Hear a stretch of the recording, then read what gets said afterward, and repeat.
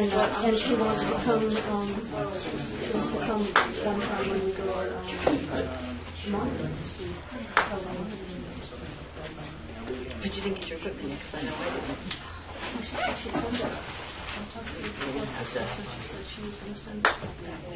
I have to do it too. I have to run the clock. The clock for him this week.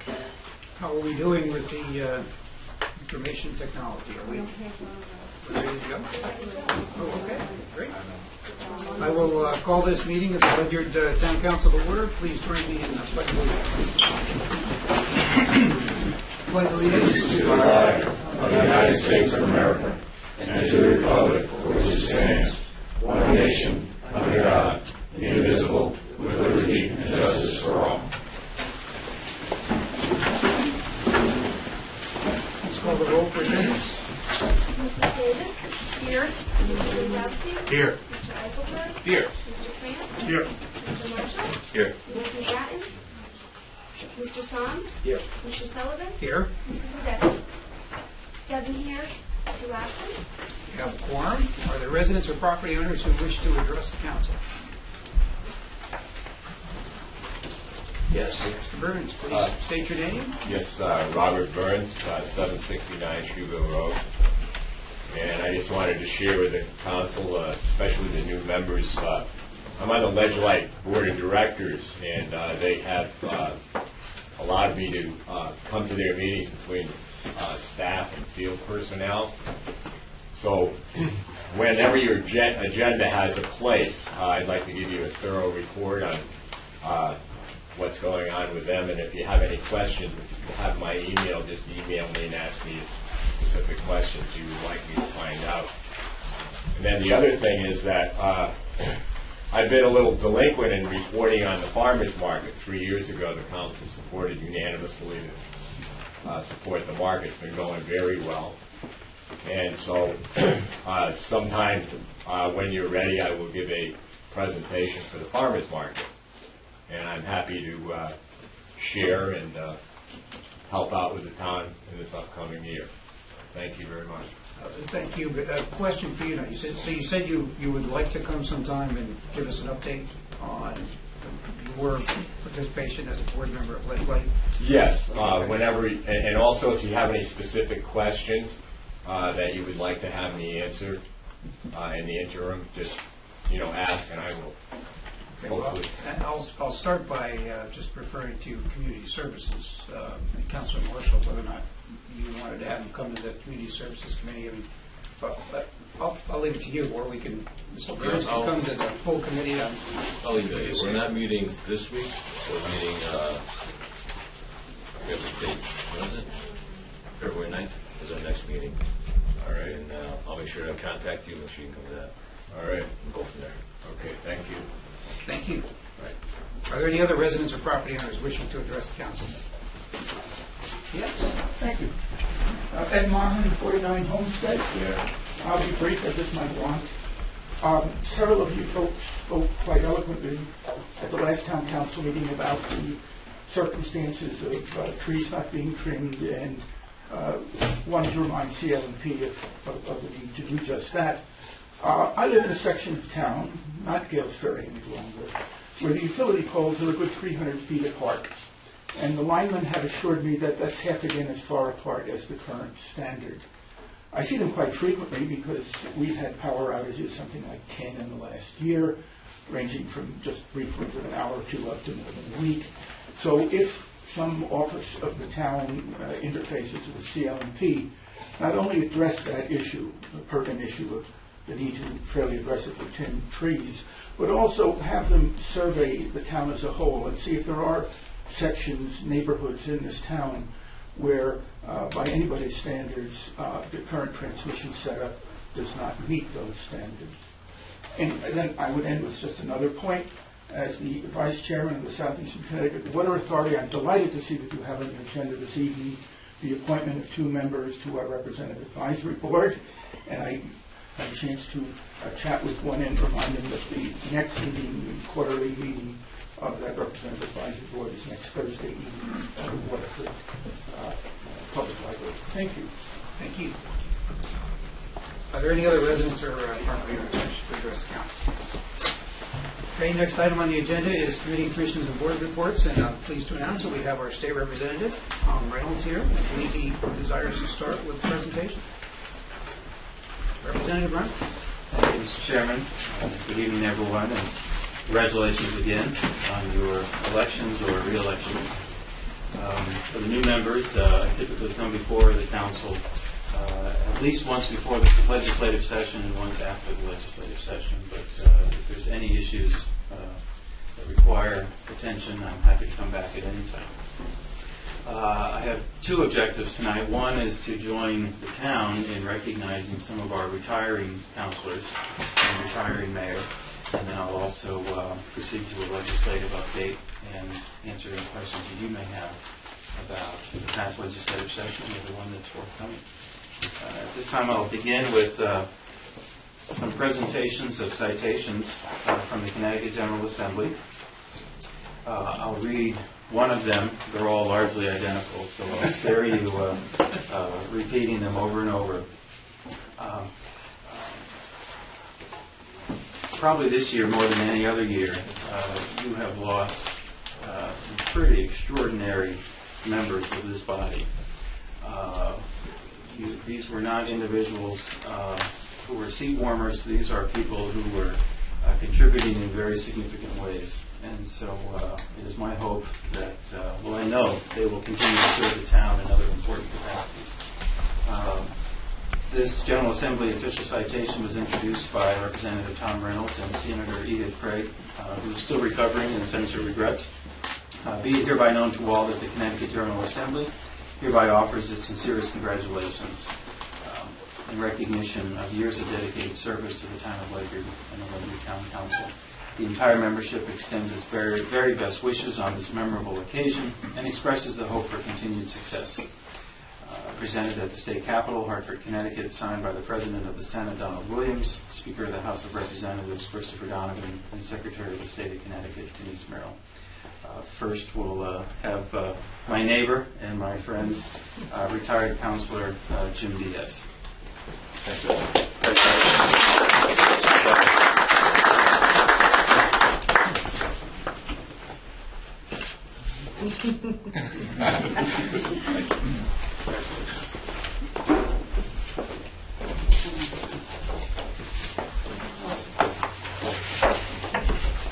Next retiring counselor is former member, former chairman, Terry Jones.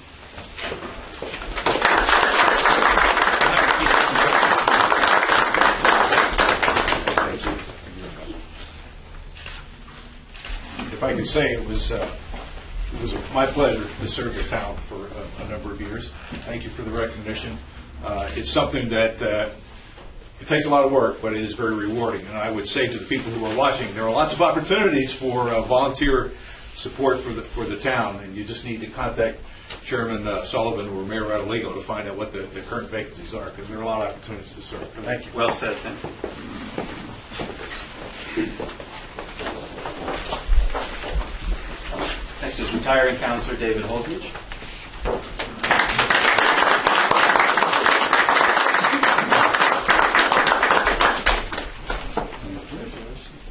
How many years? 14? In total? It was 16. 16. All right. You got it wrong? No, that's right. Do we all get to use Jim's photography? Maybe we'll get it corrected. Oh. No. And lastly, I'm pleased to recognize our retiring mayor, Fred Allen Jr. There's probably not a more difficult position in government at any level than a mayor. Good luck. Glad it's you, not me. It's an incredible sacrifice for anyone from either party to serve in such a role. And I've served 23 years in local, state, and federal government. And I think mayor is probably the most challenging position at any of those levels. So thank you, Mayor, for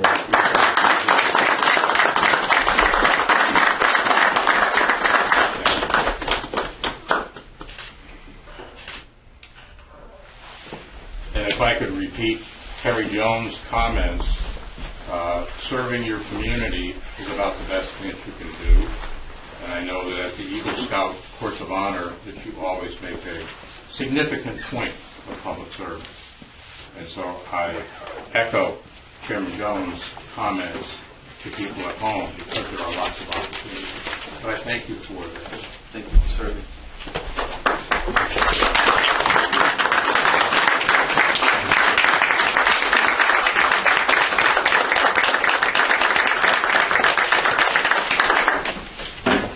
Thank you for coming back. Will we leave, Tom? Yeah, you're off duty. I've provided each of you with a handout, which I'll refer to. I'm known for my graphs, so I hope they're helpful to you. The first page, and if anyone in the audience wants one, there's a few extras up front here that you're welcome to. The first page is just intended to give you a little reminder of our history in the general fund for the state of Connecticut. This represents what the general fund year-end balance projections were prior to the adoption of the state budget that was adopted last year. And as you can see, for fiscal years 2009 and for all future years, even beyond 14, multi-billion-dollar deficits were projected. That, of course, the Great Recession was obviously a factor, but there were also many policies and practices unique to Connecticut that contributed to the scope and continuance of these deficits as well. So this is the really what was a permanent trend that the new governor had inherited. The second page gives you a more up-to-date snapshot of where we are for the current fiscal year and what is projected for future fiscal years in light of the budget that was adopted last year. You can see FY12 is the fiscal year we're in now. That's 11-12 is our fiscal year, July 1 to June 30th. You can see, as of last month, we had projected a surplus of about $100 million. That may sound like a lot, but in the scope of the size of the budget, still pretty small. We're hoping that that will continue. Of course, we, remember, have a two-year budget, so 12 and 13 really represent the adopted budget. That is law as we speak. And you can see after FY13, those projections, of course, don't reflect adopted budgets. They simply reflect revenue projections based on the current revenue infrastructure and projections for spending based on the current services budget that we have today. So it assumes no changes, but it does take into account major increases that are expected, such as Medicaid, which is now the largest single line item in the budget. So as you can see, we've been able to reverse this trend. Obviously, that was a result not only of significant spending reductions in the billions, but also significant revenue increases as well. The term surplus here is just an accounting term. Those surpluses have already been accounted for a number of legitimate uses. Lest anyone think we're out of the woods. If you look below, a few of those items are listed. The current budget in law states that any surplus for FY12 will be expended as follows. We are transitioning to generally accepted accounting principles, something the state has always historically refused to do.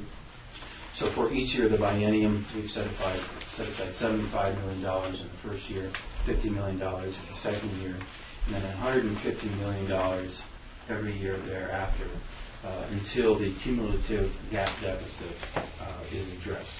Because of our many years of failure to comply with gap, we had a gap between that which was how Connecticut's budget operated and what general accepted accounting principles were dictated. So we have over $1 billion in liability that a cumulative gap deficit. So there's a long-term plan that was adopted to address that deficit over the long term. Also, ERN refers to economic recovery notes as a part of previous biennial budgets.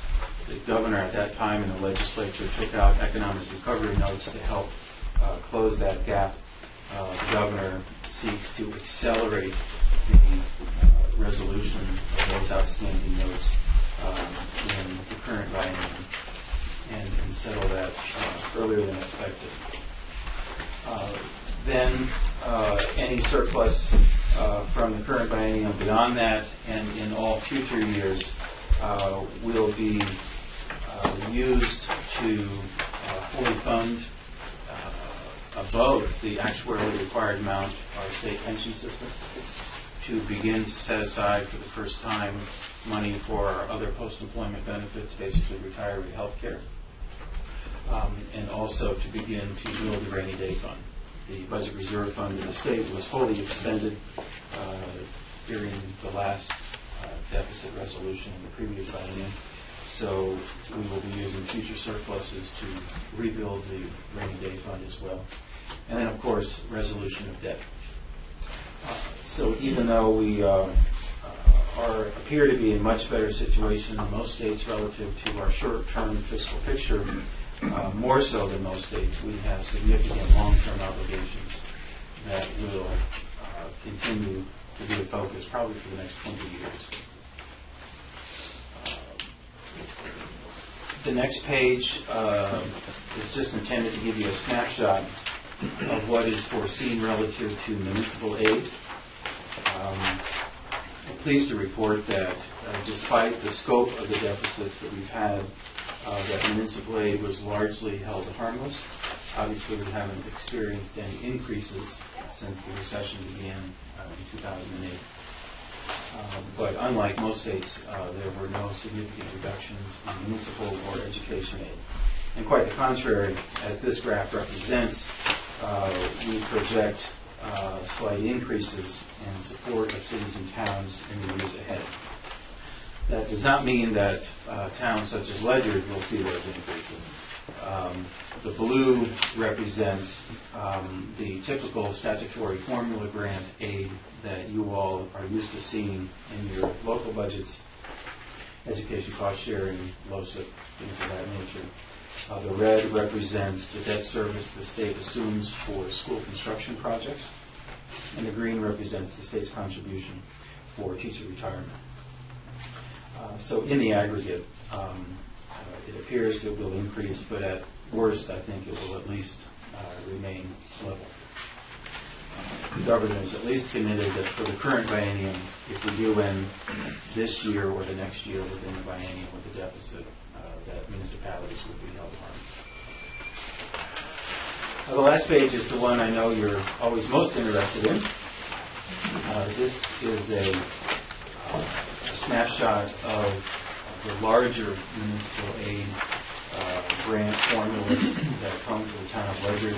It does not represent every dollar from the state to the town, but it represents the most significant ones. Just to give you a little history, particularly for the new members, obviously our priority together in the past was to increase Ledyard's municipal aid share, and particularly in the area of education, and particularly in the area of the Pequot-Mohegan Fund. And you can see between fiscal year 2005 and 2009, together we were very successful in doing that. During that time period, which led right up to the recession, non-education aid increased 80%, and education aid increased almost 22%. The largest increases were in the Pequot-Mohegan Fund, which nearly doubled. Education cost sharing grant, which increased by about $1.8 million, and agri-science grant was doubled as well. And then you can see post FY09 is when things began to level off. For 10 and 11, those are actual numbers, and then 12 and 13 is the current biennial budget that we're in right now. So if you look at the bottom line for 12 and 13, it is at this time holding steady at the $14.8 million, and hopefully we will continue to keep that commitment. The new session begins February 8th. There will be another major budget bill, but it will simply be a budget adjustments bill to make adjustments to the existing two-year budget. And again, I don't expect any major changes relative to these figures. The governor has announced that his legislative package will focus disproportionately on education reform. Within that, he has a task force that has been working for about really all year on potential changes to all school finance formulas for all educational programs in the state. That would include the educational cost-sharing grant, funding for all choice programs, the charters, the magnets, the regional agricultural service centers, and other programs as well as the special education excess cost grant, which is significant for most towns. The intent of the governor, as he's articulated it, is to bring more equity and predictability and some rational approach to school funding formulas. They were all created at different times in the state's history with different political constituencies, and there is serious inequity between charters and magnets and agri-science and what have you, as well as 20 years of corrupting the ECS formula as well. And so there's a real interest in trying to fix that, but it's also a pretty dangerous activity politically because you don't know how your town and towns will be impacted.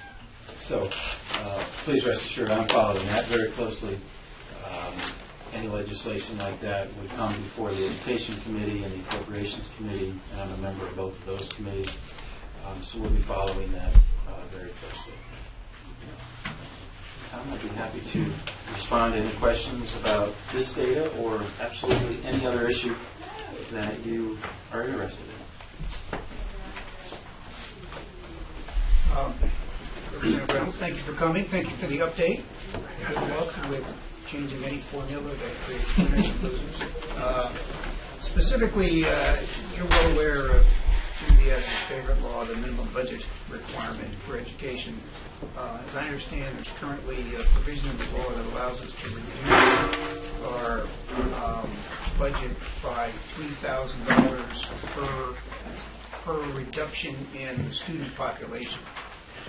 As you know, we spend at least $12,000 on the average student, so $3,000 seems to be like it's not a very generous give back provision, if you will. Because I could put it another way, but we could, under a hypothetical, we had no students come back next year, we'd still have to spend about $16 million on our schools, even with no students. Do you ever see that law being revised significantly? Is the minimum budget requirement here to stay? I hope not. You might be surprised to hear that from a former school board member, because the school boards typically like the MBR law because it's a certain level of protection for them. For the new members, MBR is the minimum budget requirement. And it's really a second generation of what was previously a minimum funding threshold that all districts had to provide. The current MBR law emerged in the years in which there were significant ECS increases. And there were a small number of towns who were receiving significant increases in their ECS, but having zero increases in their school budgets. And so the state obviously said, well, that doesn't make sense. We didn't give you more ECS so you can buy a couple dump trucks. So they established a formula that said your school budget had to increase at least at an amount equal to your ECS increase, so that you could at least say that increased ECS actually went. And for most towns, that wasn't a problem because most towns, their budgets were going up at an amount that exceeded the ECS increase. Well, of course, the last few years, things have changed. Many school budgets are 0% increases, and of course, the ECS has been a 0 increase. And so I think it has long run its course, and really the law as it's written no longer serves its intended purpose. I think towns need greater control and flexibility, and I think the current MBR law also is a disincentive to do what we lecture you all to do, which is to find efficiencies and savings and to regionalize and to consolidate.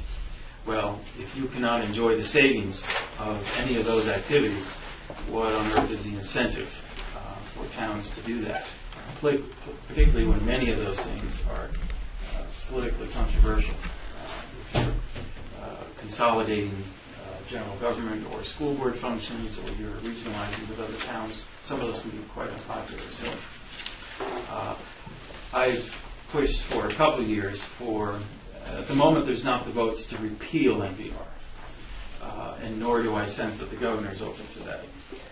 So my focus has been on, as it was the last 2 years, how can we continue to revise it to at least give some relief and some flexibility to towns. That's what led me to write that legislation that said, well, if you have significant enrollment declines, you are allowed to go below the MBR by that enrollment decline times $3,000. $3,000 was not the figure I proposed. But again, knowing how negotiations occur, that's where we ended up. So that'll be a big debate in the Education Committee again this coming session about what to do with that. The Education Committee is largely populated by people that want to protect education funding, and I think are not excited about the notion of any serious changes. But I'm very open to it, and if you have specific ideas about what formula would provide you, other than increasing the 3,000, if there's other factors that could be taken into account, under which those conditions would allow you to go below MBR. The previous proposal I made, which was not included, was that if you could demonstrate that you achieved efficiencies or savings through regionalization or other major initiatives with your general government or with another town, any savings achieved could be applied towards going below the MBR. So there's lots of ways we could do it. So if you have ideas, be open to that. Okay, thank you. Any other questions for Representative Reynolds? Yes. Thank you for your work. Good work. That was the question. Okay. Any other questions or statements? Nope.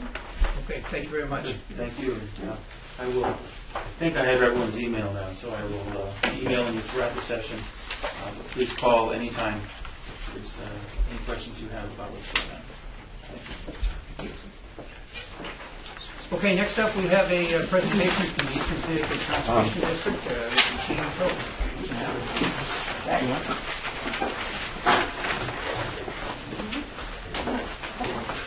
Hi, my name is Jean Phillo, and I work for the Eastern Connecticut Conservation District. This is my coworker, Judy Rondo. Eastern Connecticut Conservation District is a nonprofit organization. We do a lot of grant-funded work, and I have been very involved in the town of Ledyard since 2006 when I was first introduced to Pocatonic Cove. And we got a grant this year to work with the towns of Ledyard and Preston to develop a conservation action plan for Pocatonic Cove. I trust you're all very familiar with this beautiful resource that you share with the town of Preston. And if you're not, I would love to introduce you to it. So the conservation action planning process is where you use local stakeholders. Your members of your land use commissions are invited to participate. You're invited to participate. We'll be bringing in conservation experts on a variety of topics, and we all will sit together and work through a process where we identify the most valuable resources of Pocatonic Cove, and then at another session we'll decide what are the most the biggest threats to those resources, and then finally we will address those threats with recommendations on how to relieve those threats. And it's a wonderful process. I've been through it in the Natchog River Basin, and that particular process led to an intermunicipal agreement between 8 towns to take care of the Natchog River, and it's our benchmark stream in eastern Connecticut for water quality, and the towns agreed to all work together to maintain that status. So I'm hoping to be working with the towns, I will be working with the towns of Preston and Ledyard on this process, and I invite you to be involved in it. And I have a little bit of information on the Conservation Action Planning process. Hand that out. So yes, I'll be inviting people from the Planning Commission, the Zoning Commission, Conservation and Wetlands, and so forth to be part of it. And this is just a transparency. We want you to know what we're doing before we get started. Okay. Is there any questions on that? Any questions? Yes, Councilor Marshall. Is there anything threatening the cove right now? Yes. Invasive species, pollution?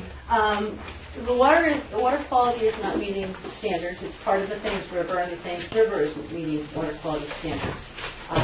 Is it coming from land runoff from Preston and Ledyard, or is it tightly influenced by the Thames River? It has not been determined. But right now we're also dealing with the Phragmites that's in the cove, if you're familiar with that. If you're not, it's also known as common reed. It's a invasive species that has gotten foothold in the cove, and for the last 3 years I was able to coordinate with Avalonia Land Conservancy, grant-funded project, didn't cost your town anything, to get the DEP to come in and do some herbicide treatments.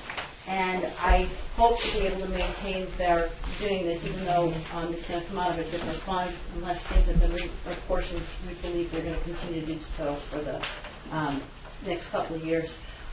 We did a study of the plants, the rare plants in the cove. We found 6 plants in the cove that are on the state's what they call the Natural Diversity Database, as either threatened, endangered, or of special concern. There's one plant we found in Pocatonic Cove that hadn't been seen anywhere in the state of Connecticut for 80 years, and it's only here right now that they know of. So it's a really special place because of the plant life there. It's a bird sanctuary, hunting's restricted there, and if you've never been out to paddle on the cove, June 2nd, we're going to be hosting a Trails Day event there. Join us. And if you don't have a boat, we'll find one for you. So where do we go on the 2nd of June if we want to? I mean, I'm there's a going couple to be different making places sure to we use access. your patch to get information Okay. up about this. Ann Roberts Pearson, who lives here in town and past president of the Avalonia Land Conservancy, has been working very hard on botanical preservation efforts. And she's been leading this event along with David Bainbridge, former resident of Ledyard. We always meet at the Royal Oaks Drive launch at high tide, because we never launch from there at low tide. And it's a beautiful place to launch, and we go out on the cove for a couple hours, and it's just an enchanted place. I've never been on a cove where I didn't see osprey fishing. You know, it's just a great place. So that's the project that we're working with. I just wanted to let you know we will be contacting all your boards and commissions and inviting them to be part of the process. I haven't set up the calendar yet for when the meetings are going to take place. We may be asking for some use of meeting room space for these meetings that we're going to be setting up. And it's going to be a series of workshops that we're going to be hosting too, to inform your local land use planners about low impact development and other strategies that they might want to incorporate into the town regulations. So we're all doing this, and it's just wonderful that we get the grant to do this. Second, we have another project that we got different funding for, and that's I'll let my coworker Judy talk about this. Hi. Thank you for giving us a minute or two to meet with you and introduce you to these projects that we'll be working on this year. The project that Jean was referring to, the second project, is what we call a track down survey of Flat Brook, which is the water body that feeds into Long Cove, which of course flows into the Thames River. Flat Brook is currently listed by the state of Connecticut as impaired for recreation due to the presence of bacteria, E. coli. And basically what we will be doing is conducting a track down survey, trying to identify the sources of the bacterial contamination. And once we finish the track down survey, we will write an abbreviated watershed management plan, which will list the results of our track down survey, our investigation, and make recommendations to alleviate the source of the bacteria. So, and I did provide you with a little cover sheet and a map showing you the location of Flatbrook and the Flatbrook watershed. And there are many more details in that little brief description that I gave you. So, if you have any questions, I'd be very Thank you very much. Are there any questions? Yes, Mr. Chairman, could we just have them tell us about the exciting event of this weekend? Yes. How could you forget that? It's on my notes up here. Saturday, between 7 o'clock in the morning and 11 o'clock in the morning, across the state of Connecticut, there is a Eagle Count event. And every year for the past, this is our 4th year doing it, we have volunteers that organize a systematic review of Pocatello Cove looking for bald eagles. And first year they didn't find any, the last 2 years they did. This is all being recorded in the state of Connecticut. DEEP gets the data sheets that are compiled, and then they all get sent up to Cornell. So there's a kind of a knowledge of what the status of bald eagles are in the nation. So it's a national day where everybody's going out counting eagles. So Mayor Rodoligo is going to be out there with the volunteers, and anybody who would want to be involved is welcome to do that too. It's like I said, they saw 2 last year, I think, and it all gets transcribed into this wonderful little map at the end, where they saw it, what direction it was flying, if it was an adult or a juvenile, and all this stuff. But there are eagles here at Pocatello Cove. Again, it just shows that it's such an important water body. It's the best tidal cove off the Thames River remaining, and it's a very special place, and we just like to let people know about it. So that's one of the things we've done to publicize this. So if anybody's interested, let me know. Is there any land access to the cove, any trails, any of that? Yes. Other than the boat launch? The Nature Conservancy is a 235 or 65 acre preserve in Ledyard. And it, I'm trying to remember the name of the road that you can access it from, but there is a trail. Avery Hill Road, okay. You can access that trail, and it goes, there's a loop that goes down to the cove from that point, so if you want to go by foot, you can access it. I think I know where the trailhead is now. And on the Preston side, the Connecticut DEEP owns an access point as well with a trail that goes out to the cove. When you're out on the cove, especially that section between the Nature Conservancy land and the DEEP land, you have no idea you're between Foxwoods and the Mohegan Sun. You don't see anything, you don't see cars, you don't hear anything. It's just a beautiful, beautiful place. So I hope that you will work with us to develop a plan to keep it that special place that it is. Thank you. Any other questions or comments? Thank you very much for coming tonight. Where do you launch your boats again? Excuse me? Where do you launch your boats? There are 2 boat launches in Pocatello Cove. One is off of Route 12 by the bridge In Ledyard. It's the Quinton Long. Yeah, but that goes on do you there. launch in canoes or? They're only car top boats that you can launch. And then the Royal Oak Drive access familiar point with those, okay. is another place. Thank that you. can do it. Okay, thank you once again. Okay, we'll keep you posted as we develop details. Okay, do we have any comments from town councilors? Councilor Mike. Yes, everyone around us is worried about identity theft, and I've got some more good news for you. The identity thieves have a new tool in their toolbox. It's called Interceptor.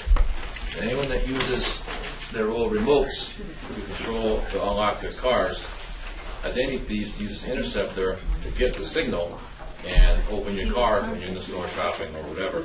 They can't get it if you don't use this. And they're not after your change, they're after your personal information inside your glove box. Or you've got bills on the seat, we've all got mail in our cars, we've all got information in our glove boxes, and that's what they're after. So if you're worried about it, use the button on the door, like Grandpa used to do, and don't use this. Just sit in parking lots and just sit there and intercept your signals. and get in your car while you're showering. So, something else to be aware of. Another thing is, we always these in the mail every so often. I just have to notice this one last month. And a lot of people probably look at it and figure, oh, it's the library. Well, I don't have time for books. But there's so much more that the library offers I don't think a lot of people realize. I didn't realize it until I actually looked at one of these. I'm actually going to participate in a couple of these activities. There's guided nature walks. There's paranormal people coming March 8th. There's a guy from Alaska. Looks like a trip to Alaska. He's coming down to share photos. There's so much the library has to offer, and it's a good way to reconnect with your family and your kids.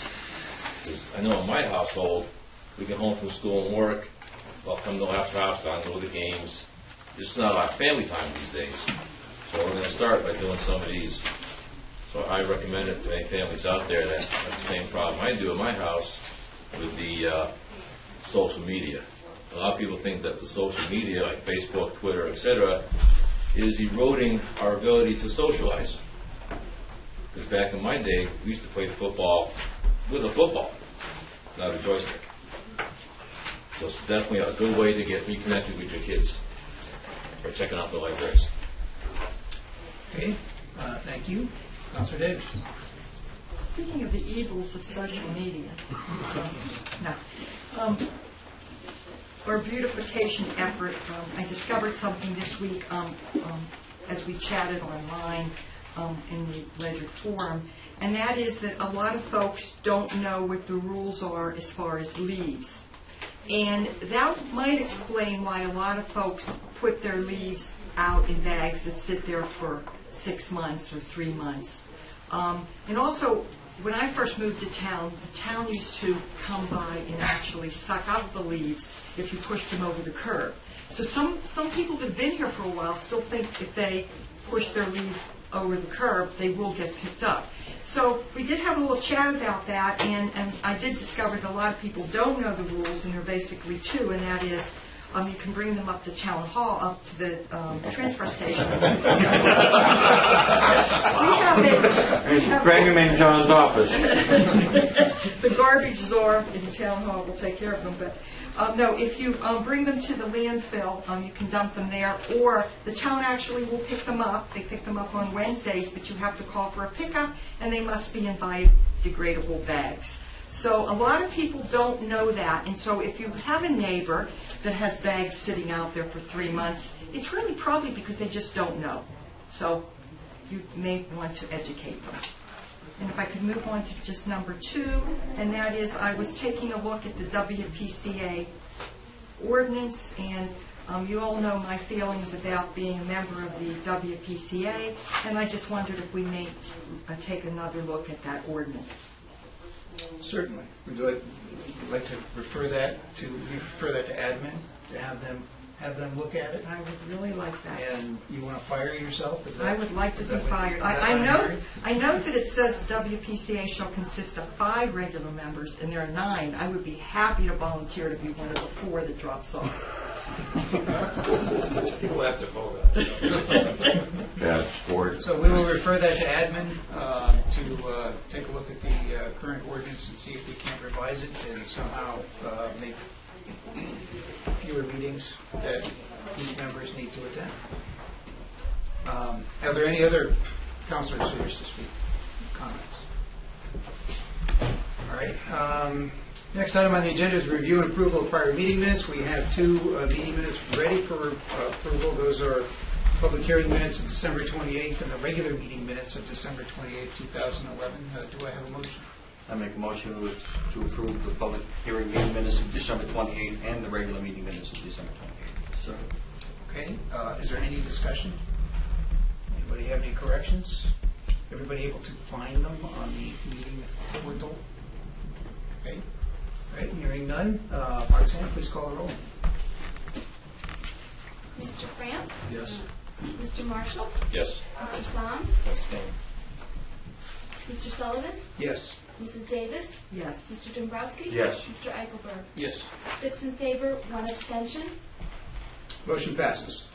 Next item is communications. We had a communications list. I think one has been provided here. Everybody get a copy of the list? Any comments, questions, additions? Okay, Town Council Subcommittee Liaison Reports. Administration Committee. Councilor Wright? The Administration Committee met earlier this evening. We moved forward several motions we'll discuss later.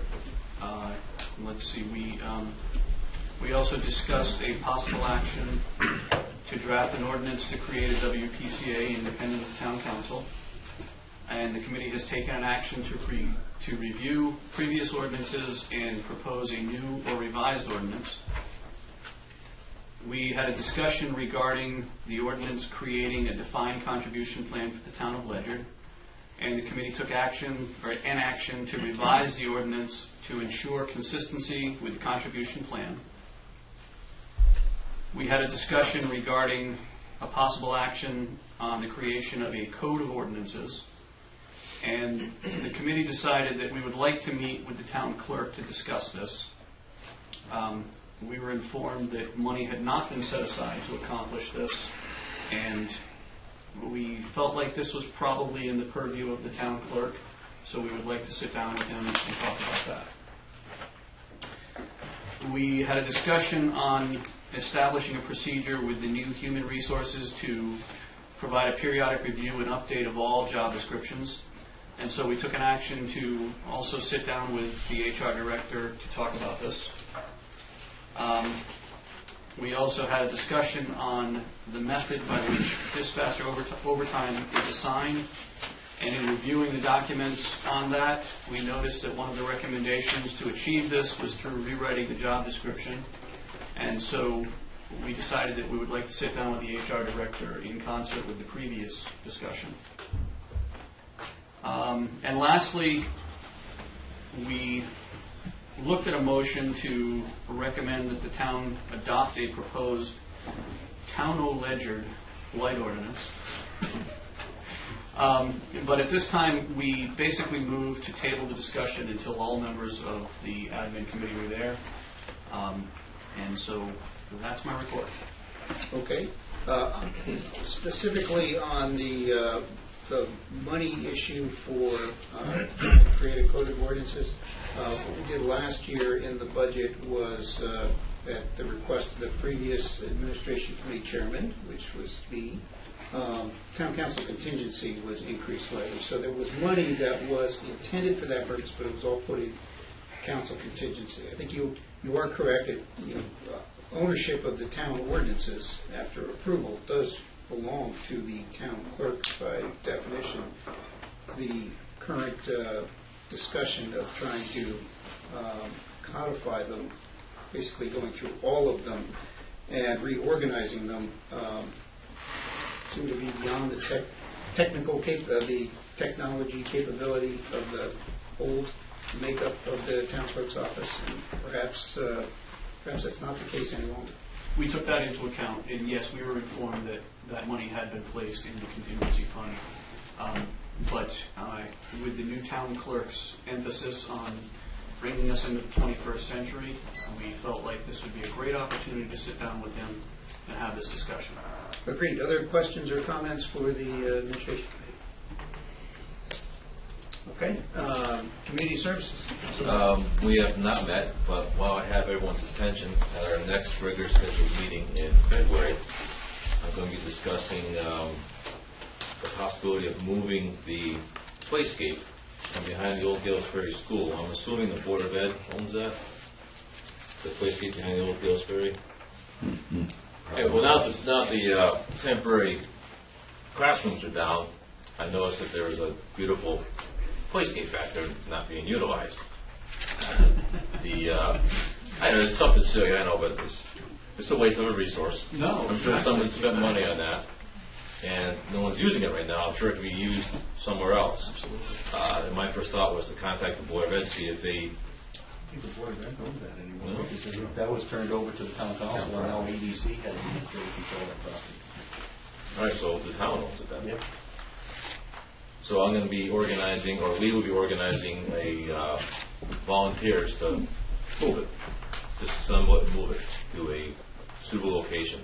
So if anyone has any ideas for a suitable location, contact me through Councilor Sullivan or the Mayor Rodolico, or my personal email on the town website, and we'll go forward with that. Okay. Great. Any questions for community services? Okay, finance? Oh, I'm sorry, you have a question? I'd just like to note that's a great idea. That thing's been hidden for a long time, and hey, that's great. Good. Roll up your sleeves. Got a truck? No, I have a trailer. Good enough. You're hired. Okay, Councilor France. Finance Committee met last Wednesday. Business we discussed is all being brought forward in the business. In addition to that, the Board of Ed and Town Council Finance Committees met jointly last evening. It was a good opening discussion. Premier presented the budget that the Board of Ed is working on. The Town Council Finance Committee, as well as other members of the Town Council, attended an opportunity to present discussion, and they will continue to work that budget and present it forward. That's all right. Okay, thank you. Any questions for finance? All right, Land Use Planning, Public Works Committee, Councilor Dombrowski. We met last week. Something we discussed was continuing discussion on use of the Clark Farm. The land use has decided that the proposed Little League softball field at this time, with the information we had presented to us, was insufficient to move forward with that. So we're recommending to continue the lease for the current farming use it's done now. So we've asked the mayor to go draft up a new lease for review so we can continue on that. With emphasis to make sure that in the lease agreement, we specifically asked about maintenance, a provision about maintenance activities for mowing the unused or unfarmed portions of the land.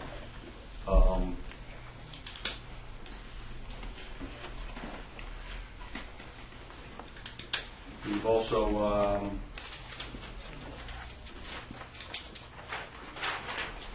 talked about establishing administrative control of town-owned leases, town leased properties.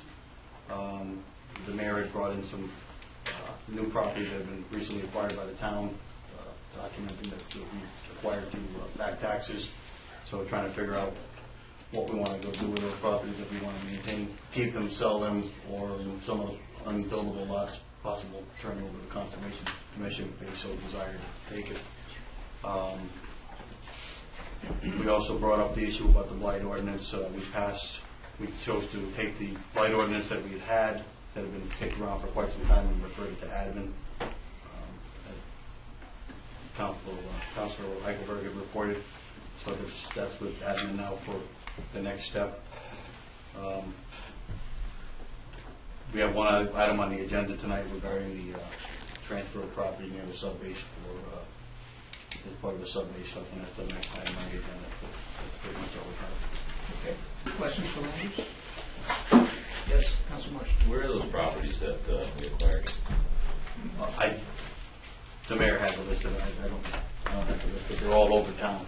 There's like 9 or 10 properties. Small properties. Some of them are small. Yeah. Nothing connected. No, they were all over the place. Some were like 0.1 acres, some were as large as half acre, but there was nothing that was, some real large, sort of 3 or 4 acre parcels. So I think there may have been one that was the largest property. Big enough for a play skate? Yeah.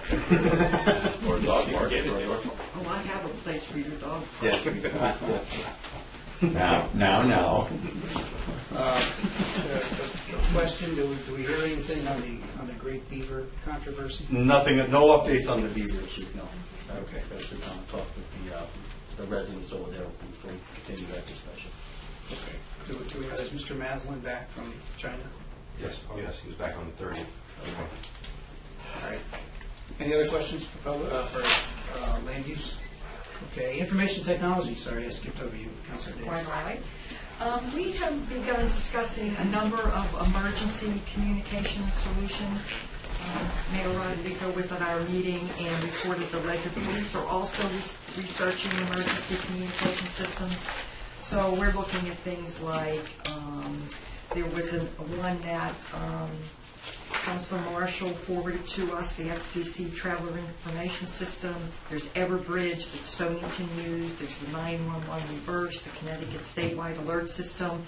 Today or yesterday we got an email from the governor with some emergency issues he's working on. So a lot of people working on this, and Regina, IT MIS director, is going to be meeting with the police, so hopefully this is all a coordinated effort, because right now I think everybody is just kind of looking at different things. So we're moving forward on looking at those issues. Now, we are revisiting your item, Chairman Sullivan, that you asked us about remote access for counselors unable to make meetings. And what we decided was, thanks to Counselor Eichelberg, we decided that we were thinking too big. We were thinking video conferencing, when we really probably could have been thinking audio conferencing. Now, since our meeting, Roxanne was able to reach the FOI people, and in fact, you can do simply a cell phone on speaker or speaker phone, as long as the public can hear the person on the other side, and we can hear the person on the other side, and that person can hear us. It's perfectly legitimate as far as FOI. So, do you all want to stay home in your jammies at the next meeting? No. Obviously, there would have to be some sort of rules and regs, because, everybody can't, perhaps there is... I could see myself up here with 8 smartphones. That's right. Exactly. So, certainly there would have to be some sort of rules or whatever, but and maybe only on travel, or if somebody was sick or whatever. But it is doable. It's very doable. Bad idea. Okay. I'd just be interested if there was any consensus for any recommendation to actually do something or put something in our rules of procedure. Well, because we didn't really know the answer to this as we were still meeting, now we do know the answer, and that was after the meeting. We certainly will be discussing that. Okay. And we'll discuss those issues. And then one other item, the laptops have been ordered. They will be in 2 weeks, and Regina will configure them, and hopefully soon we will all have our laptops. And that is all I have. Questions for Councilor Davis on information technology? Yes. Can I make a comment? Sure.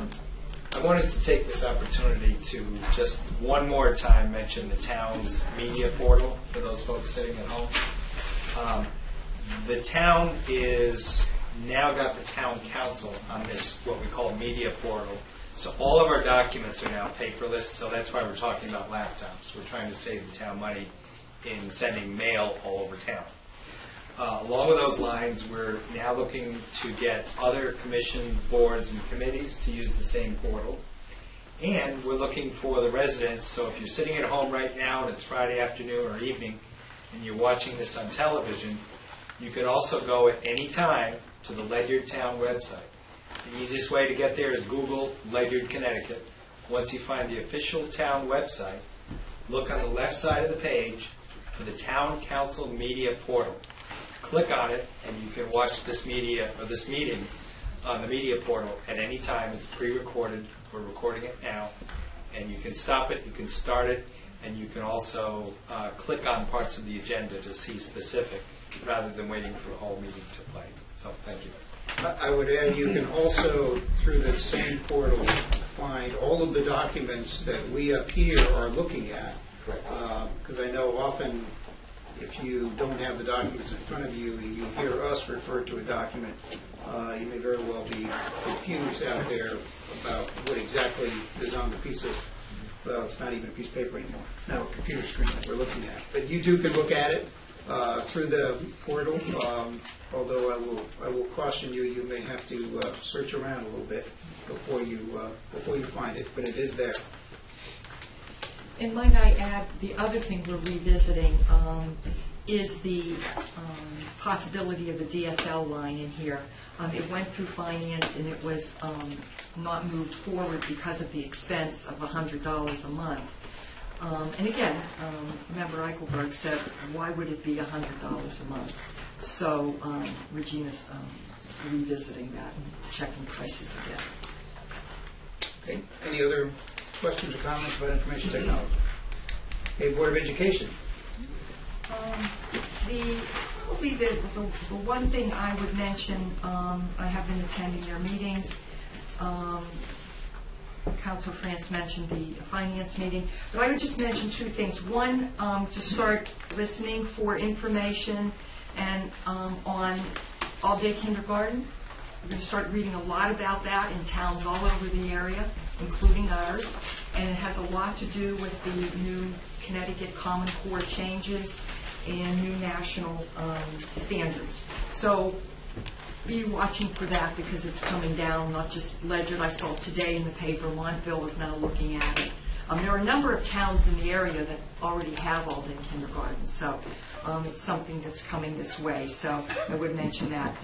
Also, they have not embraced IQM2 as much as the town council has, so I am going to be nudging along the way, and hopefully at some point, though they don't have all the components we have, but they have a good, they're able to do a lot of the things we do, so hopefully we can get them on board as well. And that is my report. Thank you. Any questions for Councilor Davis as Board of Ed liaison?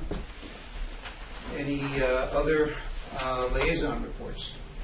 Yes, Councilor Marshall. Yeah, the Inland Wetlands Commission met January 3rd, and they had their annual meeting, which they elected officers, and they all ran unopposed, so the slate stayed the same. They're also looking for 2 new members. They're down 2. So if there's anyone out there interested in serving, here's an opportunity for you. They're looking for 2012, they're looking to do a regulation rewrite. They're working on that. They're working on an ordinance which will also allow them to collect fines for anyone that violates the Water Commission rules. And some good news, one of the items that came up before the committee was the property on Stoddard's Wharf where that abandoned house is, that Boo abandoned house. Someone has bought that property and that house will be coming down, finally. So you don't have to look at it anymore. That's my report. Thank you. Any questions? Yes? No.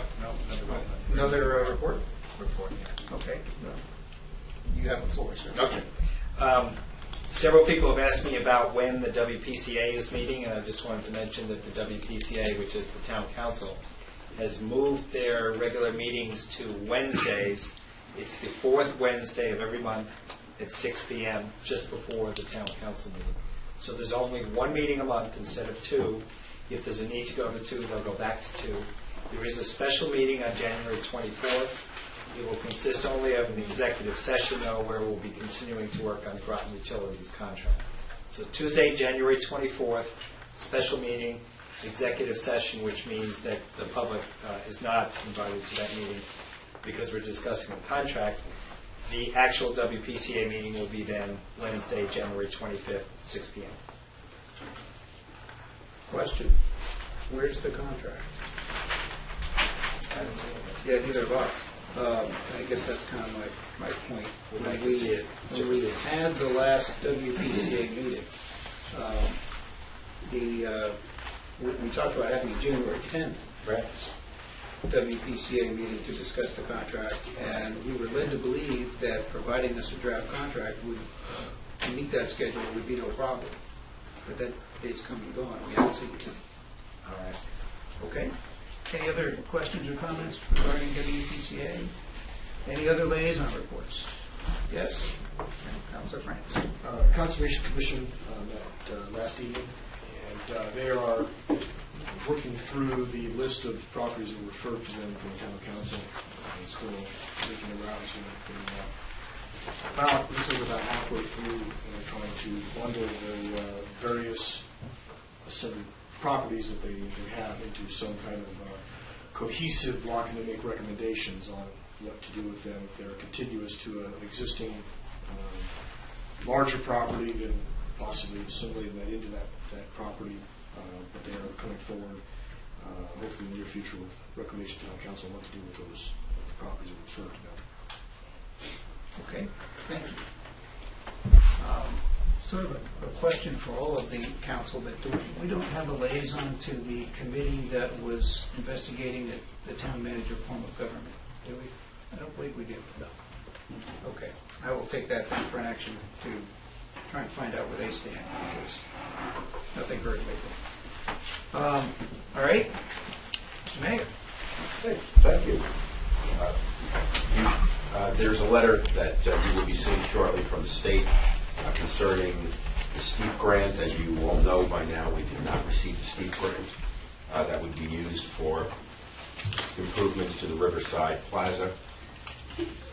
The reason that was given in the letter was basically the number of applicants. I believe there were 189 different applicants for those grants, and of those they gave about 60.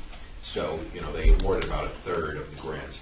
We realized that it was a bit of a stretch, and it was something outside the norm for that type of a grant to have something that would have an investment in private property. It was not unprecedented, but it was certainly different, and we recognized that would be somewhat difficult. That being said, there are other grants that are available, not necessarily of that magnitude and not necessarily with the same matching provisions, but we are pursuing those as well. Coincidentally, the planner, Charles Carno, my assistant, Mark Bancroft, and myself met with two officials from Job Lot yesterday, and had they, of course, were very disappointed by the loss of the grant, as you can imagine. But we went on from there and had some very frank discussions about their plans for the plaza, what they planned in terms of investment, and there are some ideas. They, as a corporation, recognize that our property is not what they would like it to be, especially in comparison to most of their other properties. So it has gotten the attention of their corporate people. They assured us that there are some things they're looking to do. They would certainly like to have our support, and they wanted something from me to tell them that I would support it. And I just kind of went through a history of some of the other endeavors in Gales Ferry, the most recent being the CBS. And if you look at the history of that property, the CBS, and how that went through the process compared to the first project, which was Rite Aid, and I assured them that anything that they did in that area to improve the appearance of that and to draw more what I would call necessary and basic services for our community would be welcome. So that's something we will be working with them on, and hopefully we will see some progress there in the future. I have initiated the process to hire a full-time zoning wetlands enforcement officer, in spending some time speaking with those that are related, the commissions and those that are working in the land use area, land use committee of the council. It is quite evident that we just cannot support the workload there with the current staff that we have and the current arrangement of staff. So we're updating the job description. You should be seeing that if you haven't already seen it. The Human Resources Director, Don Steinhoff, is giving it a once-over. I believe that particular job description was maybe 6 years old, which is not that old, relatively speaking. But just dusted it off one more time, looked at it. You should be seeing that, and then we're going to proceed with hiring that person as a full-time person.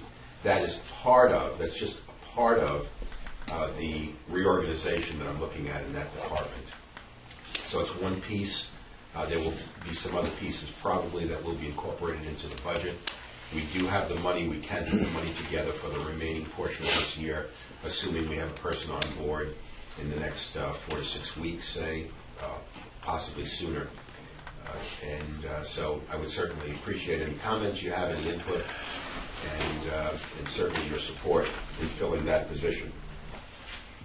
Speaking a little bit about emergency communication, I'm not sure if I forwarded the email to you. I had some back and forth with Sean McGuckin concerning, again, emergency communications such as CT Alert, Everbridge, and he was going to look at it, and the biggest question we had about that is, do people have to physically sign up themselves, or can you in fact download lists? His investigation was that when he looked before or right after Irene, about 200 people had signed up. I asked him to check the numbers again, and 675 people had signed up. However, he tells me that they can download, and in fact they have loaded the white pages into that system. And there seemed to be a matter of disagreement on it. So they have the numbers. So all that you would be doing is, if you had an alternate number, a cell number, or an email that you wanted on there, you would sign up to have that. Similarly, Everbridge can also be tied to white pages. So I asked him a couple of questions. He's going to look at that. But, that tool is there. And now we need to see how we can exercise that tool, put it into practice. Hopefully we won't have to use that for any reason much before May or June. So I'm not worried about the urgency of that. But there was a joke there. But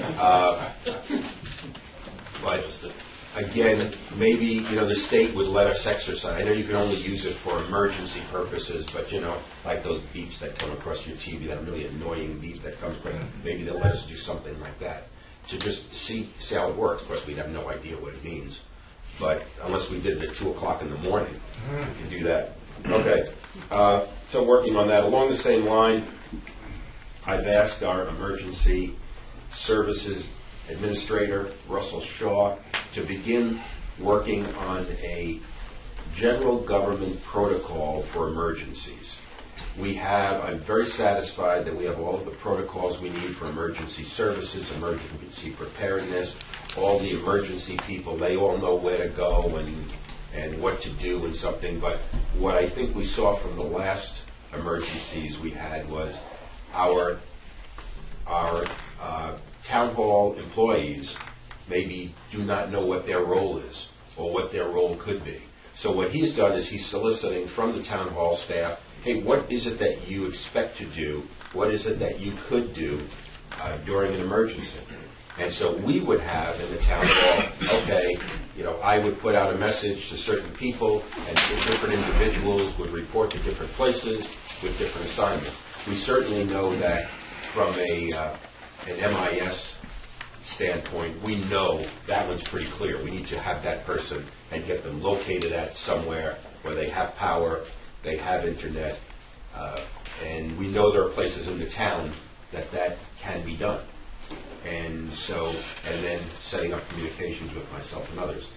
But the other employees, what can we do with the other employees? What are the things that they need to be doing in an emergency? We have the assets of over 100 individuals who could be helping out with different situations. So we're looking at that also to see what, to have a protocol so we have something in place, in addition to just the normal calling the radio stations and the TV stations and letting people know, and the websites, notices, and the like. So that's something we're looking at. By the same token, I talked with Sean about the idea of, we really need to have a plan. What are the buildings that need to be lit up during an emergency? And what are the capabilities of the different buildings? The high school is pretty clear. We know about the high school. We know we can power that up, and we know it has facilities there. When you get down into Gales Ferry, should it be the senior center? Should it be the middle school? The middle school is in fact designated as a state location for the simple reason that it has a heliport right next to it there that can be used for purposes. So, but we don't have a generator there, and we have an estimate of what it would cost to light up that building. The senior center again has certain assets. So we're working on those things to see what it is. And when you start prioritizing those things, the town hall doesn't come very high on the list of places that would necessarily need to be powered up. So we're looking at those also. The hiking trail, it was good to have Councilor Holdridge here. We met today along with another member of the Tri-Town Commission. I was at a breakfast with First Selectman Bob Congdon from Preston, and he indicated that there was grant money available to begin working on the trail. And we were told by planner Charles Carno that in fact we have already applied for a grant of up to $250,000 to do the design work for the trail. Now we're in the process of putting together one that's administered by the COG for actual construction of the trail. And there are already schemes of what we would like to do in terms of surveys. The thought for the second part of the money is that we work on the trail between Preston and down into Ledyard. Groton is similarly working on a grant to do the other thing. So we're basically going to be coming from the north and the south, and like the Transcontinental Railroad at some point will drive the Golden Spike. So with that, I believe I'm done. Questions, comments for the mayor? Yes, Councilor Marshall. Where is the Groton Trail going? Did the Groton Utilities agree to put us use of property, or they have some other path? Working on that. Okay. Yeah, the thought being that, the interesting part of it is that the Groton Utilities part of the trail is already done. It's the other parts that aren't done. So we feel if we worked on those parts, the north part and the south part, it might create an inevitability. So there's work that could be done, and that would probably be our plan, would be to get the grants, work on the north part, the south part. But for no other reason than you got a pretty good hike to get from Preston down to the reservoir property when you think of it. If you drive it, get from up there down to the reservoir, that's a pretty good hike in itself. And similarly, Bluff Point up to the reservoir, that's a pretty good hike. So everybody will be in really good shape when we connect the two. We're ready to go. It'll be like a small Appalachian trail. With a Golden Spike. Yeah. My second question is: Jazzercise moving into the Gales Ferry School? Yes, they are. We are working with them, and we expect them to be there tentatively by February 1st. And there's work being done to the school, correct? Minor work, to make it cosmetic work. There's some things that Public Works has done an excellent job of keeping that building in incredible shape. And we have one tenant, Scara, is in there now. And since the announcement about Jazzercise moving, we've had several individuals who have contacted us about other activities. We know the police also use it to do some of their dog training. There is interest, and I just happened to mention to someone else tonight, someone else who might have an interest. So the feeling is we could generate some interest in it, and we could generate some funds, small amount of funds, that again could be plowed back into that just to upkeep that building and give some repairs. But if you went in there and looked, the roof leaks, but the floors are great, the walls are great, the toilets are in excellent shape and working, and so there's a lot of capability there, and we're hoping to market that. And again, I think it's part of a bigger plan, which is a revitalization of Gales Ferry, bringing more people there. It's a great location. It's right in the center of the downtown. Bringing more people there, exposing the area to that. I was speaking with a business owner who just moved his business from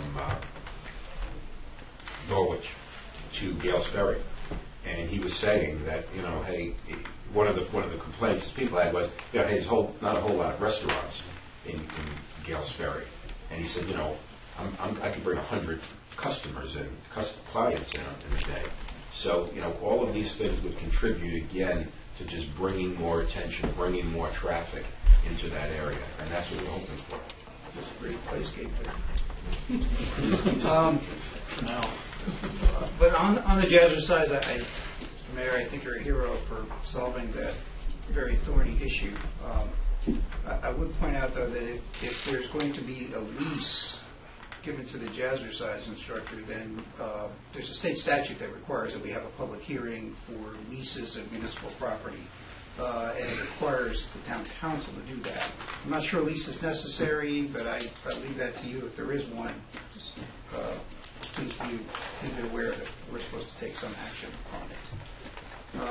Just on that, as much as I hate to say it, on my list of things to do is to call our town attorney to get guidance, particularly on that, because as you can imagine, that could become very cumbersome, especially if we have multiple short-term users. So we need to come up with find a way. I don't want to use the word way around it, but we need to come up with a process so that we keep the council informed, keep you engaged, because it is a financial agreement. But I'm working on it. I might also talk to Representative Rendell to perhaps, you read the statute, there's an exception. You don't have to have a public hearing if you're going to sell land that's of a value less than $10,000, but there's no small lease exception. Maybe you can put one in. Similarly, on the zoning wetlands officer plan you just mentioned, I think philosophically, I don't want to speak for the whole council, but speaking for myself, I don't have any objections to it. I understand what you're trying to do.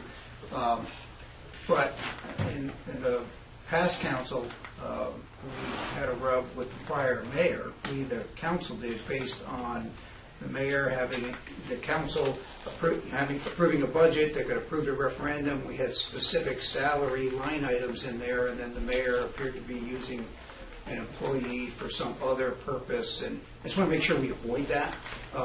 So I'm going to ask that finance take a look at what your plan is on how you're going to fund it and see if there's any action required of the council to make sure that we don't. I would hate to give anybody the impression that we like this mayor, we'll let you do things that we always argued with the previous mayor about. A question for you on the CVS. Do we have any update there? Very close. Very close. Very close to a closing. We are still awaiting the final approval from the state. As far as we know, all the approvals are there. And again, Charles is in constant contact with Hartford, but and I suspect it's probably manpower issues. They do in fact. From people we've spoken to at DOT, they do in fact have manpower issues up there, and maybe the fact of just getting that letter out is an issue. But we expect the letter any day, and once we get the letter, we can proceed with the closure. We really can't break ground until probably March, so we bought a little bit of time. But I know the final approval is frustrating. Okay, thank you. Finally, I point out that 2 more weeks without snow. You're doing a great job. Go ahead. Getting back to the Galesburg School, if there's any improvements to be made, do we foot that bill as the landlord, or is that a jazzercise responsibility? Right now, what we're talking about are things like literally replacing the light bulbs in the auditorium and touching up some of the paint. That's all they need. And that's typically done by our buildings. So it's we can spring for a light bulb here. Yeah, it's consumable every year. I would like to just get back to just the issue of the zoning officer.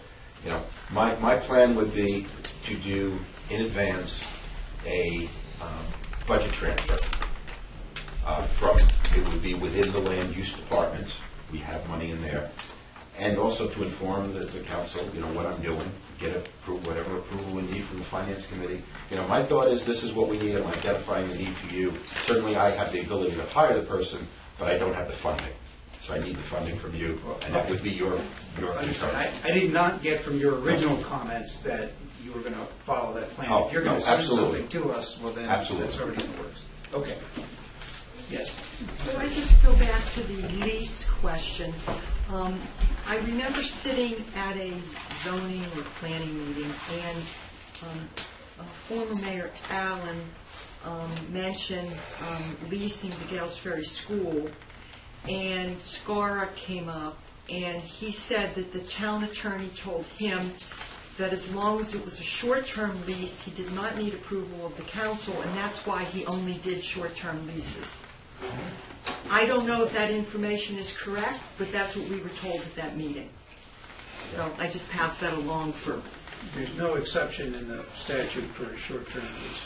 It just says if you have a lease of town property, you have to have a public hearing on Okay, we never approved SCAR going in there. I mean, I'm not saying it was right, I'm just saying that that was... it. Okay. Other questions, comments? Okay, seeing none, thank you. We have no items of old business on the agenda. Before we get to new business, does anybody care to make a motion to amend the agenda? Councilor Song. I would like to amend the agenda to add an item to discuss interest charges incurred by residents who are in the process, or property owners who are in the process of appealing their Route 117 benefit assessments. And I will make a motion in connection with that discussion. I'll second the motion. Okay, so the motion is to add new item 10, new business item 10 on discussion and possible action. On Route 117 interest charges for appellants and benefit assessments. Okay, we have a motion and a second to amend the agenda. Roxanne, would you call the roll? Mr. Marshall? Yes. Mr. Song? Yes. Mr. Sullivan? Yes. Mrs. Davis? Yes. Mr. Dombrowski? Yes. Mr. Eichelberg? Yes. Mr. France? Yes. 7 in favor, 0 opposed. Okay, the agenda is amended. Any other proposed amendments? Okay, so first item on the new business on the agenda is actually a consent calendar. We have 2 items. Do I have a motion? That is consent calendar. First 2 items. Get that right. Do I have a motion to approve the consent calendar? Second. Okay, we have a motion and a second. All in favor? All right. The consent calendar passes. Did I do that properly? That's okay. Do we have to call the roll? No, it's okay. We usually call roll, but you said everyone was in favor, so. People are getting tired out here. Okay, new business item 3, Administration Committee. I'd like to make a motion to appoint Mr. Donald Cameron of Center Groton Road, Ledyard, as the representative to Southeastern Connecticut Water Authority for a 2-year term, ending August 31st, 2013, filling a vacancy left by Mr. Lupienski. Second. Okay, motion and second. Is there any discussion or any comment? Hearing none. Roxanne, call the roll. Mr. Sullivan? Yes. Mrs. Davis? Yes. Mr. Dombrowski? Yes. Mr. Eichelberg? Yes. Mr. France? Yes. Mr. Marshall? Yes. Mr. Soms? Yes. 7 in favor, 0 opposed. Okay, motion passes. New business item 4. Administration Committee. I'd like to make a motion to appoint Mayor John Rodolico as the representative to the Southeastern Connecticut Water Authority for a 2-year term, ending August 31st, 2013, in accordance with the resolution number 08-06 concerning SCCOG member municipality to the Southeastern Connecticut Water Authority, represented by... Second. Okay, we have a motion and a second. Is there any discussion?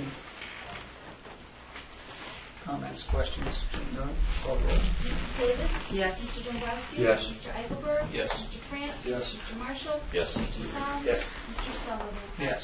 7 in favor, 0 opposed. Motion passes. New business item 5, Finance. Motion to create a new account line, 1-415-015-0115, operating expenses, and transferring $5,000 from account line 1-415-0-001, administrative emergency services salary line.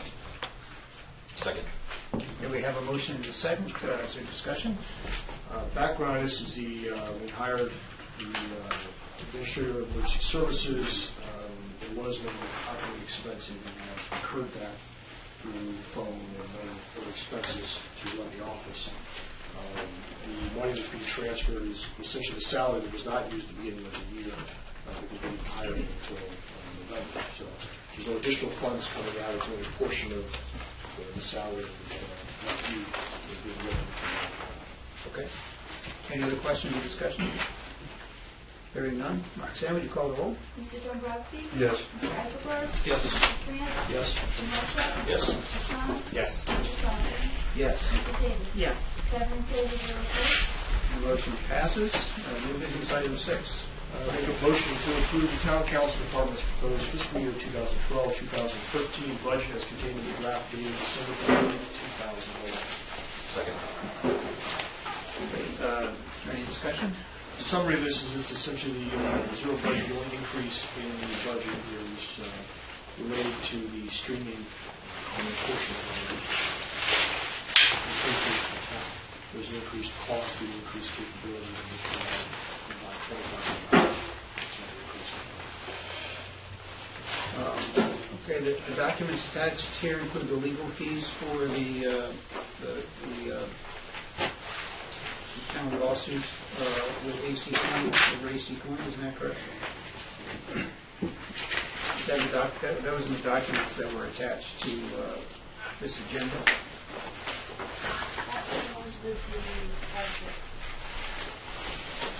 Is that the budget that we're talking about? Town council department budget? Okay. And I guess my point is, you said that was a flat budget, there was no increase, but yeah, are we increasing those legal fees? No, same as last year. Oh, okay. Right, same money as last year. Okay, I stand corrected. Any other comments or questions then on this item? Hearing none. Roxanne, would you call the roll? Mr. Eichelberg? Yes. Mr. France? Yes. Mr. Marshall? Yes. Mr. Soms? Yes. Mr. Sullivan? Yes. Mrs. Davis? Yes. Mr. Dombrowski? Yes. 7 in favor, 0 opposed. Okay, the motion passes.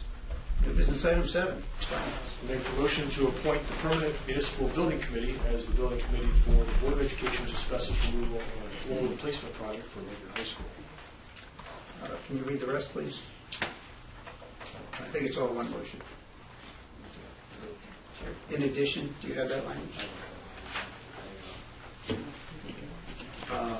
Sure, well, I will go ahead and read what I... In addition, authorize the Board of Education to apply to the Commissioner of Education and to accept or reject a grant for the asbestos removal and floor replacement project at Ledyard High School, and authorize the Board of Education to prepare the schematic drawings and outline specifications for the asbestos removal and floor replacement project at Ledyard High School, and authorize funding for this project from CNR Fund 6, account 6-980-17-2011, the amount of no greater than $300,000. Second.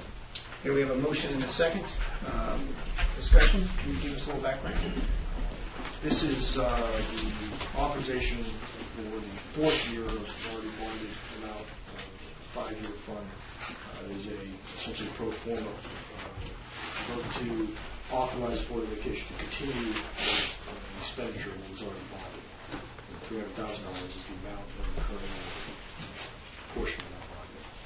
Okay, just to add a little clarity, as Councilor France said, several years ago, the town approved a 5-year plan to spend $300,000 a year on an asbestos abatement plan. We went out to bond. The town approved the referendum, $1.2 billion for that purpose. That's already been bonded. But state law requires that every year we actually approve the expenditure in this format. So that is why it is coming back up on our agenda. We are required to do the annual approval of this motion. Any other question or comment? Okay, Roxanne, call the roll. Mr. France? Yes. Mr. Marshall? Yes. Mr. Soms? Yes. Mr. Sullivan? Yes. Mrs. Davis?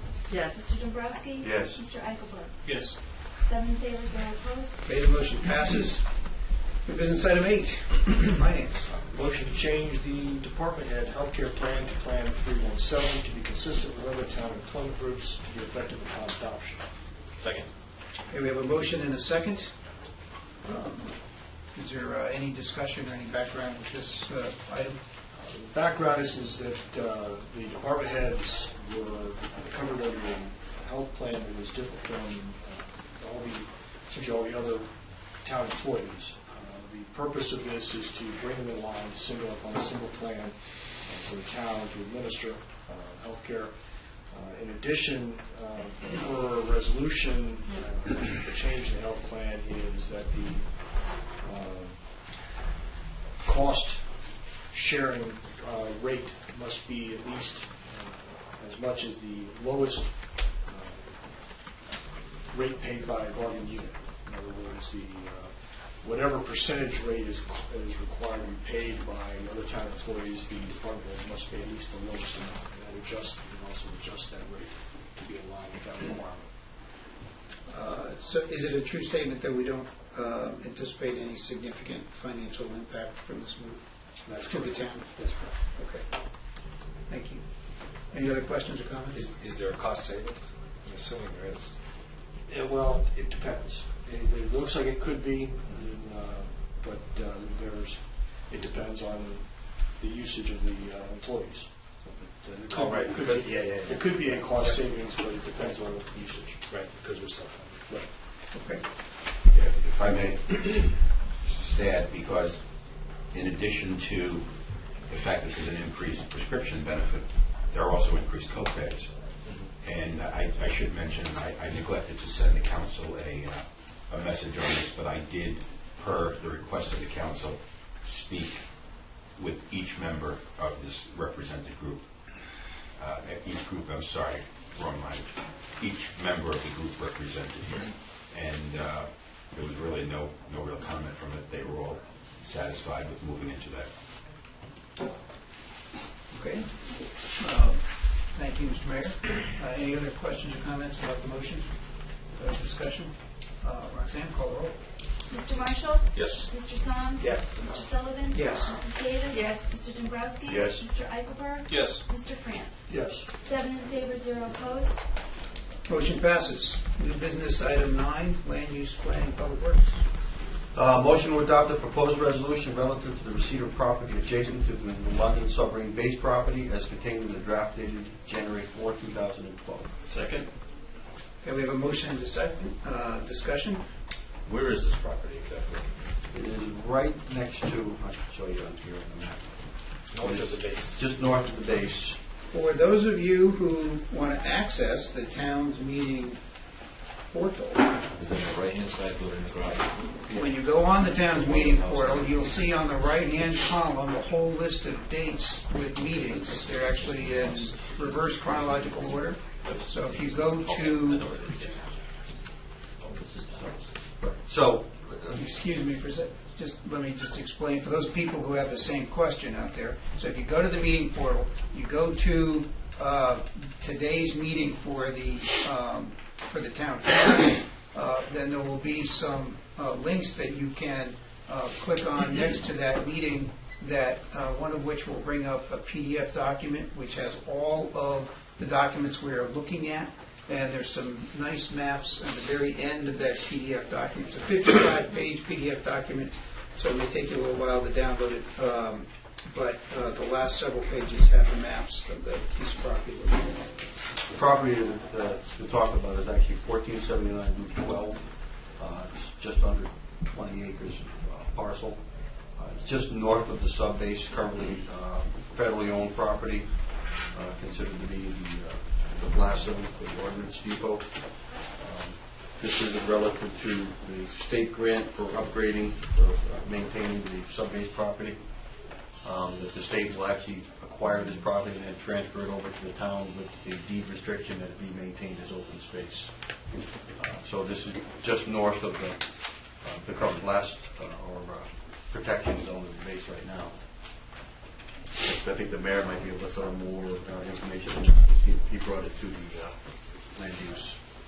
Councilor Soms, you have a question? I'm sure the mayor would say the same thing. I just want to be clear that the town is not purchasing land.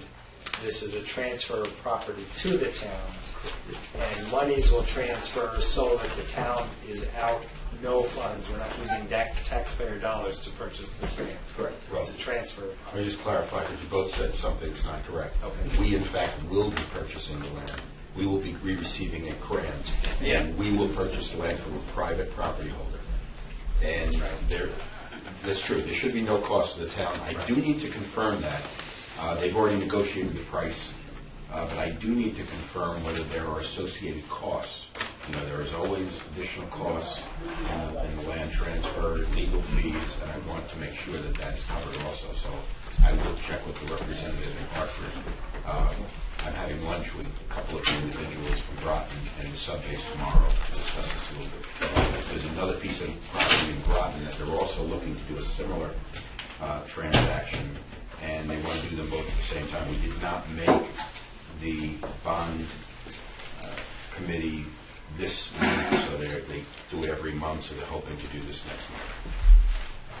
It will be the town of Ledyard purchasing the property, using money from a grant. But we will have to go through all of the normal processes for land purchase.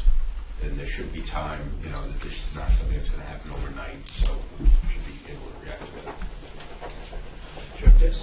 I think it would be helpful if perhaps the mayor or Councilor Dombrowski could explain why this is beneficial in helping to keep the subbase off of future BRAC. It doesn't directly, except for this. There are two issues. Number one,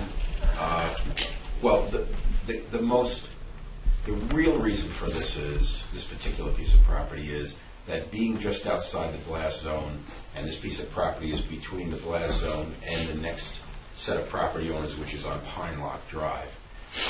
There's just the thought that in the event that blast zone changed or increased, this would be the only area that would be popular, that could potentially be populated. It extends across to the other side of Route 12, which is not populated. So it's just insurance that there would be no development in that area. Does it make the subbase more attractive? To a minor extent, it does. That is also right next to the ordnance area. There's a safe haven area where anyone who's transporting munitions or any type of material and needed to get somewhere quickly, there's a spot right there where they could come. So it does act to some degree as making the subbase, you know, more attractive, looking way out into the future and the type of ordinances that at some point might be stored there. So it has a small effect. Any other questions or comments? The resolution that we are actually being asked to vote to approve is a draft resolution that's about a page long. If you look at that PDF document that I referred to earlier, it's page 49 of that PDF document. So are there any other questions or comments? Discussion? If not, Roxanne, would you please call the roll? Mr. Soms? Yes. Mr. Sullivan? Yes. Mrs. Davis? Yes. Mr. Dombrowski? Yes. Mr. Eichelberg? Yes. Mr. France? Yes. Mr. Marshall? Yes. That's 7 in favor, 0 opposed. Okay, the motion passes. New business item 10, Councilor Solms. I move to waive interest charges incurred by property owners for the month of December 2012, who were on record with the town in the process of appealing their benefit assessments in connection with the Route 117 water project. And I will now explain why I recommend that. Second? Second. Okay. As most people know, the town approved a project several years ago to put water through Route 117 to Ledyard Center. The property owners who abut that water main pay for a share of the cost of the project. Taxpayers pay for the rest of the project. The payments that the residents make are known as benefit assessments. In other words, they're assessed a dollar amount. It's roughly $4,800.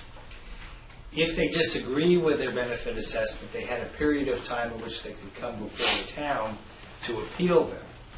While those residents were in the process of appealing their benefit assessments, and this is just the ones who filed an appeal or wrote to the town of their intention to file an appeal, an interest payment came due on December 8th, which, if they didn't pay the benefit on December 8th, they incurred an interest charge.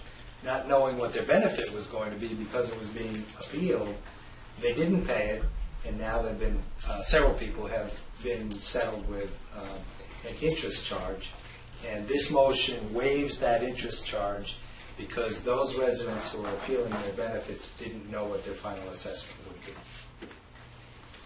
And nobody, No, I'm saying yeah. nobody told No one them told that. them. We sent letters out, we crossed every T, dotted every I in the entire process, except we didn't tell the people who were appealing that you still have to make your payment by December 8th, or you're going to get charged interest.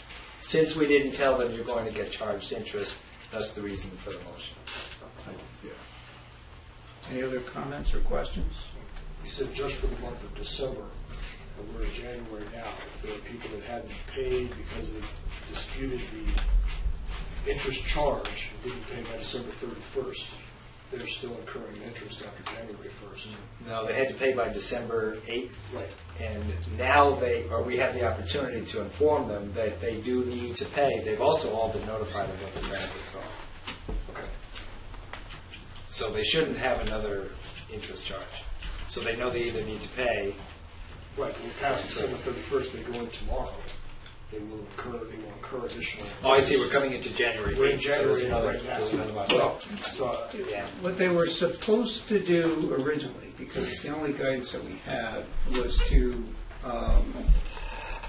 pay within 45 days. If they wanted to avoid any interest, they were supposed to pay within 45 days of the date the assessment was levied. Now, the assessment was levied on October 25th, so that due date became December 8th. Not having told them anything different, my opinion would be that we could now waive any interest so long as they paid within 45 days of notice that their appeal had been denied. That would really give anybody till about the 1st of February to make that payment.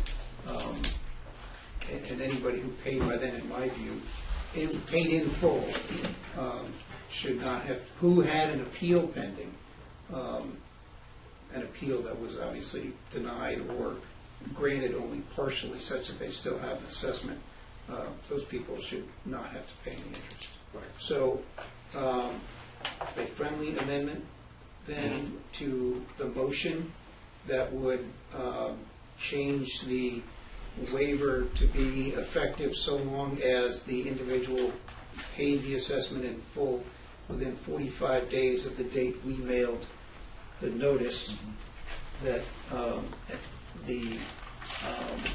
that an assessment was still due having heard the appeal. Does that make sense? Can you read the motion as it was originally? What I have is motion to waive Route 117 interest charges for the month of December for the appellate of assessments. Okay. I wrote it, so I could read it. And I could send it to you, Roxanne. So it now says, motion to waive interest charges incurred by property owners for the month of December 2012 who were on record with the town in the process of including their benefit assessments in connection with the Route 117 water project, as long as the appellant paid their assessment within 45 days of receiving their notification. I don't think it's necessary to say interest for the month of December. You're really waiving all interest. Okay. If they pay the bill, the assessment in full within 45 days, there's no interest at all. Okay. Does that make sense? Yeah. So I took out for the month of December. Want to read it one more time, just for clarity?